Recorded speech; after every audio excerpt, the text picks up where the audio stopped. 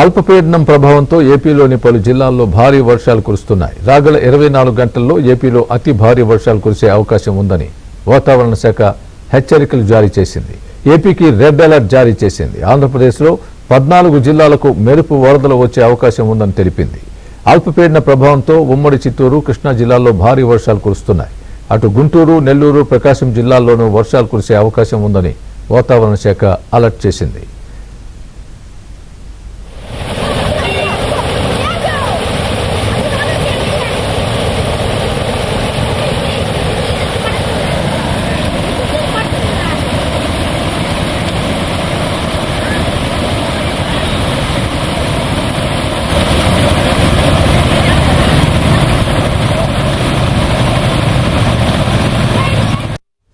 అటు ఏపీలో కురుస్తోన్న భారీ వర్షాలు, తుపాన్ ప్రభావంపై హోంశాఖ మంత్రి వంగలపూడి అనిత, మంత్రి నిమ్మల రామానాయుడు అధికారులతో టెలికాన్ఫరెన్స్ నిర్వహించారు.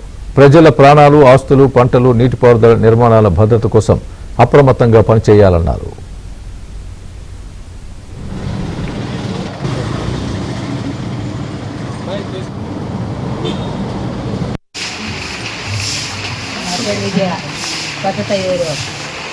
భారీ వర్షానికి ఇల్లు కూలిపోయింది.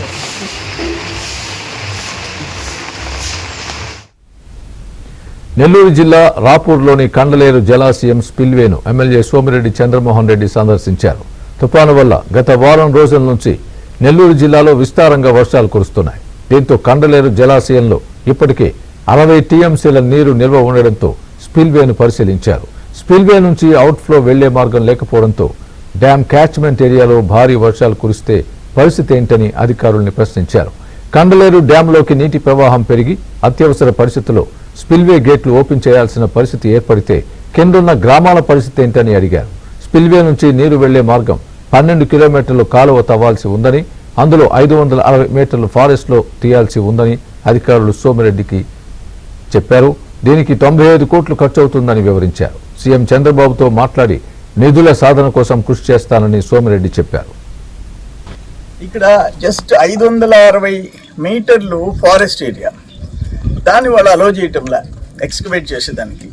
అది చేసి ఆల్మోస్ట్ ఈ కాంట్రాక్టర్ చేసిన దాన్ని కాకుండా 12 కిలోమీటర్లు 95 కోట్ల రూపాయలు మనం మళ్ళీ టెండర్స్ పిల్ చేయాల్సిన అవసరం ఉంది. మరో 95 crores.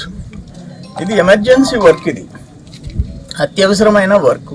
లాస్ట్ 5 years వాళ్ళు పట్టి